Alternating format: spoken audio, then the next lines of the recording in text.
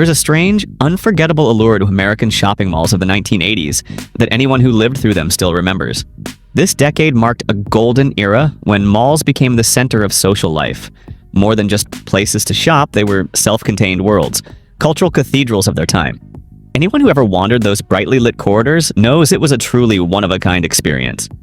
Arriving in parking lot. A weekend journey often began in the vast expanse of the parking lot. Those who lived through this era surely remember the sight of family station wagons with wood-paneled sides or gleaming IROCs parked nearby. Families would patiently scout for a spot near the entrances of anchor giants like Sears or JCPenney. Stepping out of the car, the sensation of heat rising from the asphalt just before heading toward the shimmering glass doors marked the start of a truly exciting experience. The moment you stepped through the automatic doors into the mall, an indescribable sense of wonder took over. A rush of cool air from the central AC immediately dissipated the sweltering heat outside, opening up an entirely different world. Soaring atriums with massive glass skylights allowed natural light to pour onto polished floor tiles. Endless corridors led you past lush ficus trees and tropical palms planted right inside the structure.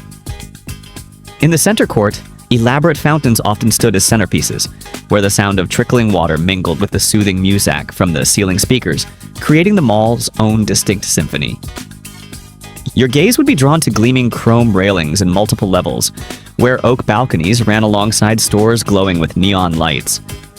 Wooden or stone benches were strategically placed next to flower beds, providing resting spots for families enjoying their weekend getaway. Perhaps the most deeply etched memory for many is the blend of scents. The rich aroma of buttery popcorn from the cinema, the sweet scent of baking cinnamon rolls wafting from Mrs. Fields or Cinnabon, all mingling with the smell of new leather from shoe stores and the distinct fragrance of perfumes from high-end department store counters. This mixture created an unmistakable mall smell. At that time, the mall was like a miniature world, where temperature, light, and scent were perfectly controlled. Layout and architecture. While designs varied across America, the common thread was that they were all built to be a paradise, completely sequestered from the outside world. The core of every mall's layout was the presence of anchor stores. These were the massive department stores like Sears, JCPenney, or Montgomery Ward, usually located at either end of the building. Architects were incredibly clever, using I-T or L-shaped models to arrange the space.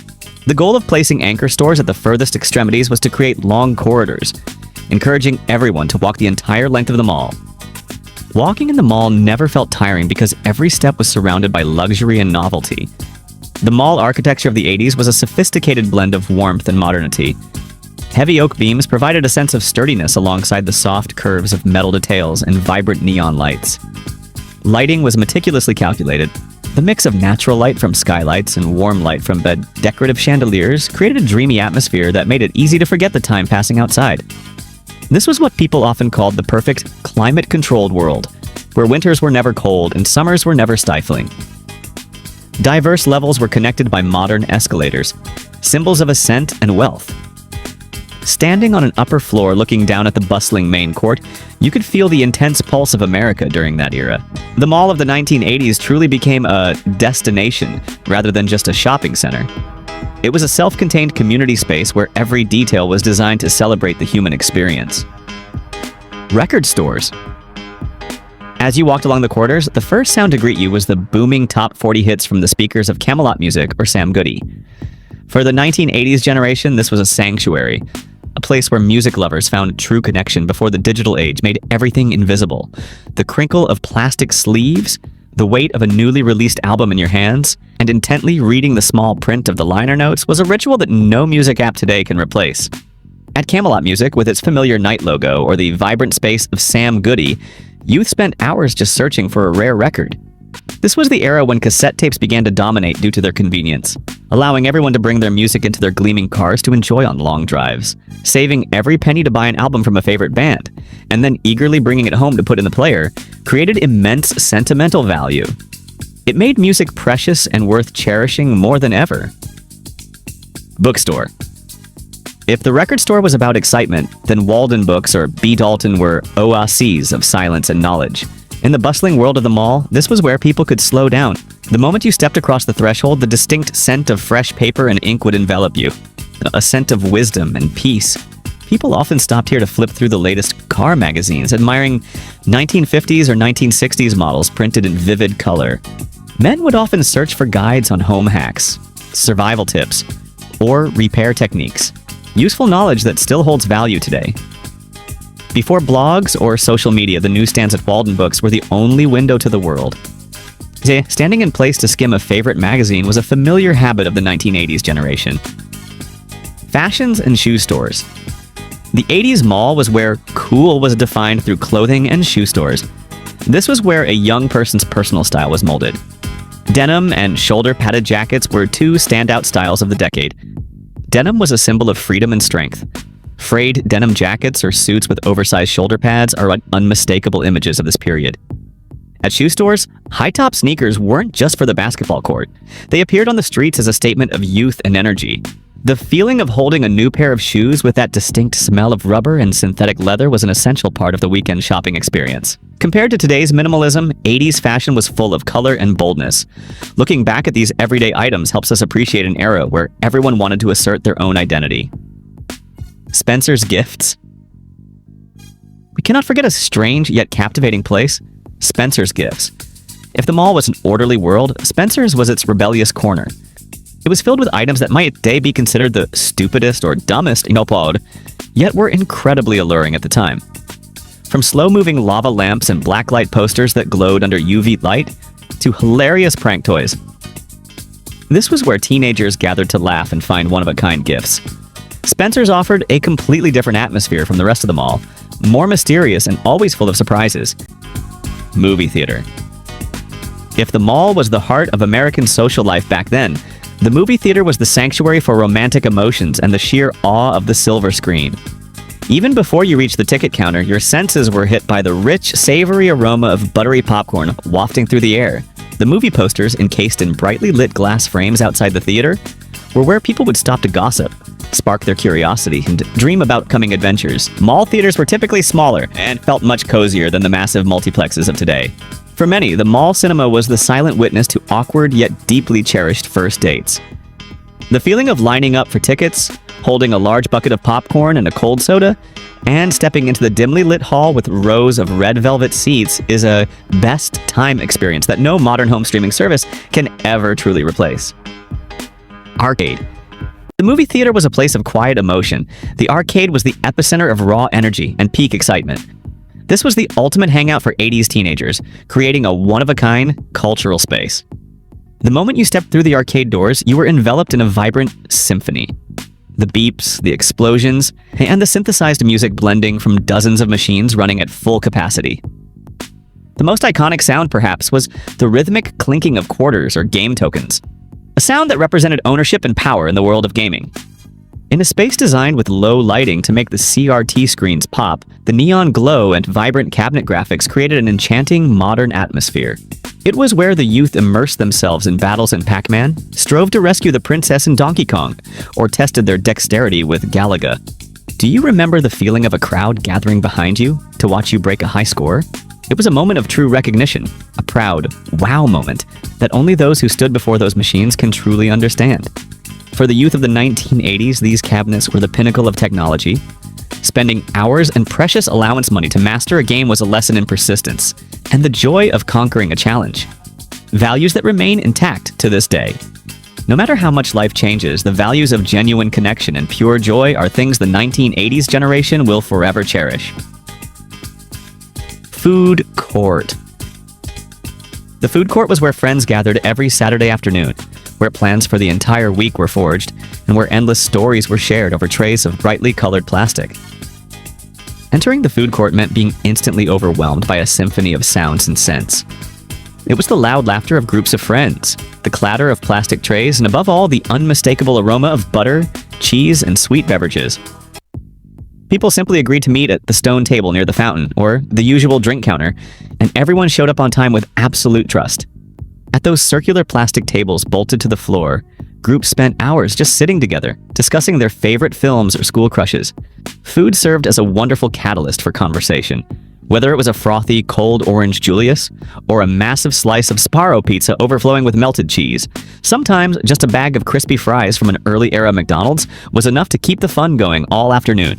For those who still remember and crave those old school flavors, there is a small hack to revive that atmosphere in your own kitchen. For example, to recreate the legendary Orange Julius, try blending orange juice with a bit of milk, vanilla extract, and a touch of egg white powder to achieve that signature smooth, frothy texture. The food court was the soul of the mall, a safe, warm space where everyone felt they belonged to a vibrant, living community. Communication. In the 1980s, if you wanted to meet your group of friends at the mall on a Saturday, you had to prepare early. There were no group texts, no GPS tracking, and certainly no "call me when you get there." The connection process started with a landline call the night before or a brief note at school. Meet at the fountain at 2 p.m. The beauty of dating and meeting up back then lay in the preparation and absolute commitment. Since there was no way to cancel or change plans at the last minute once you left the house, everyone was hyper-aware of the time. Waiting at the central fountain didn't trigger the restless urge to check a screen every few seconds like it does today. Instead, it was a time to observe the passersby, listen to the trickling water mixed with soothing music, and truly soak in the environment around you. Looking back, we realize that the lack of technology was actually the catalyst that brought people closer. Communication then wasn't just about exchanging information, it was about exchanging emotions. Without short chats or soulless emojis, people were forced to talk more and tell stories about their lives in greater detail. It was a time when people truly understood and walked alongside one another. What was your favorite meeting spot at the mall? Share it with us in the comments. Shopping with parents. Let's go back to late August in the 1980s. For most of us, it was the time for a ritual that was both exciting and high pressure. Back-to-school shopping with parents at giant department stores like Sears, JCPenney, or Montgomery Ward. These trips often lasted for hours. You surely remember the feeling of being dragged from one department to another while parents meticulously compared prices and fabrics. It was when the 1980s generation felt the mall was truly a giant maze with endless rows of clothing. While the kids lusted after trendy high tops or stylish denim jackets, parents were focused on durability, like Sears' Toughskins jeans, which were nearly impossible to tear no matter how rough we played. The sensation of standing in a cramped dressing room, tugging on stiff jeans and hearing mom say, "Buy them a little big so you can grow into them next year," is a deeply familiar memory. Beyond school shopping, visiting the mall with parents during major holidays like Christmas or Easter was a best time that every child looked forward to. Holiday shopping meant searching for vibrant floral dresses or stylish clip-on ties for church. This was when parents taught children about being well-groomed and respecting traditional family values. After the shopping was done, the reward was always a basket of colorful candies. The scent of chocolate and gummies created a sense of pure comfort and happiness. Shopping with friends. When kids were old enough for parents to allow them to go to the mall with friends, the shopping style changed completely. The mall was no longer a place for rigid chores, but became a cathedral of freedom. Teenagers could spend an entire afternoon just wandering through the corridors, looking at the latest tech or vibrant outfits without necessarily buying anything. Physical presence alongside friends was the primary goal of the trip. Shopping with friends was also when the youth learned to make their own decisions. Instead of practical clothes, the 1980s generation sought out specialty stores for a new cassette tape or a strange item at Spencer's Gifts. The 80s mall was where early passions were nurtured, connecting us with people of similar interests. In a world without the internet, wandering through shops was how our generation stayed updated on trends and shared life stories. It was a slow-paced lifestyle where every conversation had value and every step brought joy. Spending cash and allowances. One of the most important aspects of the 80s mall experience was managing actual physical cash. Before credit cards and digital payments became popular, the youth used cash, often saved up, to go out with friends. Do you remember the glass jar or the piggy bank filled with loose change and crinkled dollar bills? That was money saved from household chores or mowing lawns for neighbors. When preparing for a mall trip, counting that money over and over was an essential part of the excitement. There was a real psychological weight when you pulled a $20 bill from your wallet to pay for new shoes or a music album. Seeing the cash in your wallet dwindle after each purchase helped the youth understand the value of labor and trade-offs. The small change returned after buying a soda or popcorn at the food court was often carefully tucked away for a few rounds at the arcade. Even buying the simplest things became a considered financial decision. Everyone learned to calculate how to buy a gift for a friend or a favorite toy with a meager allowance. These were the practical financial tips we learned from our days wandering the mall. What was the first item you ever bought with your own money? Share it with us in the comments. Department store anchors. The first thing that would leave anyone staggered as they stepped through the heavy glass doors of a department store was its sheer massive scale. Unlike the quaint specialty shops lining the mall corridors, these anchor stores typically occupied the prime real estate, sprawling across multiple levels connected by gleaming modern escalators or elegant elevators. Standing in the central atrium and looking up at those towering floors evoked a profound sense of pride in American prosperity at the time. Each level was a distinct kingdom, scientifically partitioned to serve every life necessity. This was where everyday items were elevated into a premium shopping experience, and the orderliness and professionalism of the staff always made customers feel a deep sense of respect. As soon as you set foot on the ground floor, your senses were immediately hit by a rich and seductive symphony of fragrances. This was the sanctuary of cosmetics and perfumes. Counters were designed like magnificent oases, with vibrant neon lights illuminating thousands of shimmering glass bottles. Do you still remember the scent of classic perfumes like Estée Lauder or Clinique that always lingered in the air? It was the scent of luxury, of date nights, and of grand holidays. Well-dressed consultants were always ready to spritz a sample on your wrist, creating a genuine human interaction that no shopping website today could ever replicate. A little hack that homemakers of that era often shared to make those expensive mall perfumes last longer was to apply a dab of Vaseline to pulse points before spraying. This useful bit of knowledge helped many save those precious drops during their youthful years. Leaving the fragrance of the ground floor for the levels above, we entered the world of fashion for all ages. This was where lifestyles were shaped through every thread of fabric. In the men's and children's sections, stacks of Sears Toughskins jeans or JCPenney denim were always the center of attention. For our generation, clothes didn't just need to look good, they had to be durable. The 1980s generation cherished shoulder-padded jackets and high tops because they represented the strength and freedom of the American spirit. These floors often witnessed the patient-fitting sessions of parents with their children every back-to-school season. Standing before those large mirrors, admiring a new suit or a vibrant floral dress was a rite of passage, a time when young people learned to care for their appearance and self-worth. Finally, let's head down to the basement. This was the territory for household appliances, electronics, and especially those legendary mechanical tool sets. At Sears, the Craftsman tool section with its lifetime warranty policy became a legend in the heart of every American man. Yes, the feeling of holding a heavy steel wrench or admiring a modern Kenmore washer was an affirmation of quality and trust.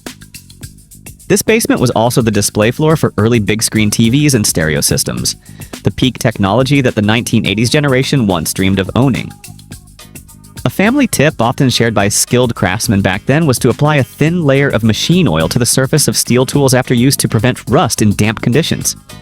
This useful knowledge has kept many toolkits shiny and functional to this day, a testament to the appreciation of the lasting values of the past. Weekend crowds.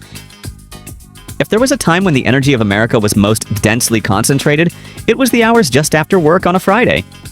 As the sunset faded to make way for the streetlights, an invisible wave began to surge toward the shopping malls. The Friday night crowd carried a strange, vibrant vitality.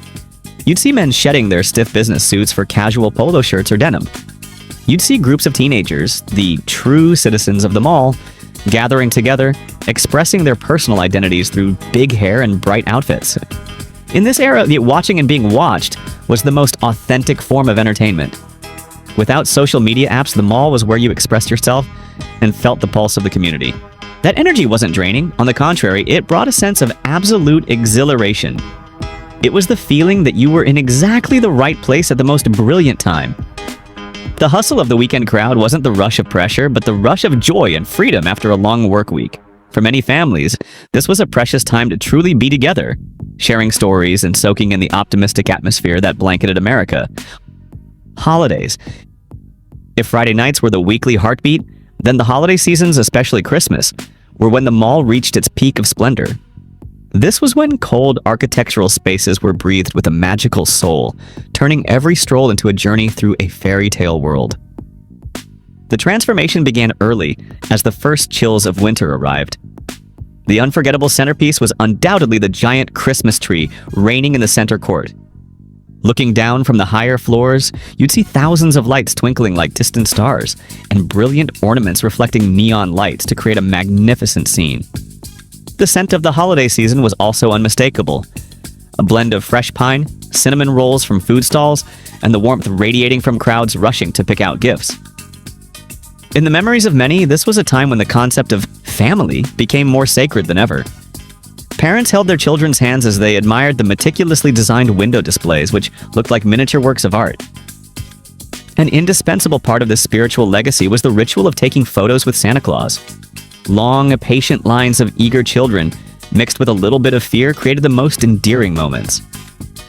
Sitting on Santa's lap, whispering a dream wish and receiving a candy cane was a priceless experience. Those photos with Santa, though their colors may have faded over time, remain proof of a vibrant childhood. During these days, a common habit in American families was the careful preparation of handmade gifts. Mothers and grandmothers often took advantage of breaks at the mall to exchange new knitting patterns or ways to decorate wreaths with natural materials. This knowledge was passed down directly, creating a profound bond of wisdom and affection. Security and closing time. Mall security in the 1980s carried a very different image compared to the dense digital surveillance systems of today.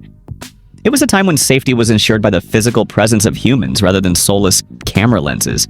You surely remember the security guards in their crisp uniforms, clutching walkie-talkies with large flashlights holstered at their hips.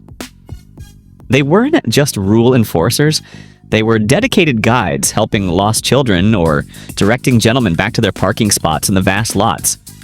Their presence created a safe world, where parents felt completely at ease letting teenagers freely explore specialty stores or the arcade. As the mall began to empty, the steady rhythmic sound of security staff's leather shoes echoed against the polished floor tiles.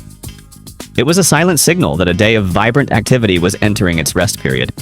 Closing time at the mall in the 1980s was a collection of sounds and sights that those who experienced it will likely always still remember. About 15 minutes before closing, the soothing music would usually fade or pause to make way for the manager's warm voice over the ceiling speakers. Pardon the interruption, shoppers. The mall will be closing in 15 minutes. Thank you for visiting. This sound acted as a gentle reminder, nudging the last few guests to quickly finalize their purchases at the department stores. The sound of iron gates was perhaps the most iconic sound of this moment. The clattering of metal scissor gates as employees pulled them down and locked them created dry echoes along the long corridors. One by one, stores from Camelot Music to Walden Books gradually slipped into darkness, leaving only dim security lights reflecting off the chrome railings. When the corridors that were once bustling with laughter and pop music suddenly grew quiet, the mall took on a different beauty, stately and somewhat mysterious. The central fountains were slowly turned off, leaving a space where silence enveloped the ficus trees and tropical palms. Influence on Americans' life. In the memories of the youth of the 1980s, the mall was the symbol of early freedom, a place where the boundary between family protection and the adult world began to blur. This was the most important environment for an individual to form their identity. In an era without social media platforms to like or share, defining the self happened through physical presence and tangible choices. A teenager found their voice through self-chosen outfits, the music genres shared at record stores, or the way they walked confidently through the crowd. The mall was where young people learned their first lessons in building a personal image and finding a community with similar interests. Moreover, the mall was a true school of life for social skills.